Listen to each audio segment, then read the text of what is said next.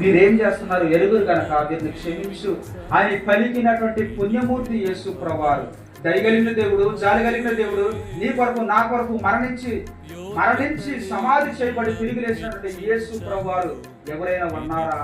ఆయన లేక ప్రేమించే దేవుడు, దయ చూపించే దేవుడు, జాలి చూపించే దేవుడు యేసు ప్రభువారు తప్ప ఎవరైనా ఉన్నారా? ఈ యేసు ప్రభు నీ హృదయంలోకి వస్తే శాంతి, సమాధానం, సంతోషం, ఆనందం ఈ భూమి మీద యేసు ప్రభువు అన్న మాట ఏంటంటే, ప్రయాసపడి భారం మోస్తున్న సమస్త జనులారా నా ఎద్దుకు రండి, నేను మీకు విశ్రాంతినిస్తాను.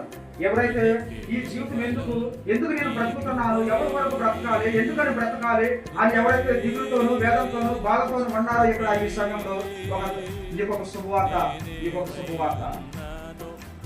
నన్ను ప్రేమించేవాడు, నీ నా బలహీనతలు తెలిసి కూడా, మన నిజ స్థితి తెలిసి కూడా, ఒకవేళ మన గురించి మన యొక్క చేస్తున్న రహస్య పాపం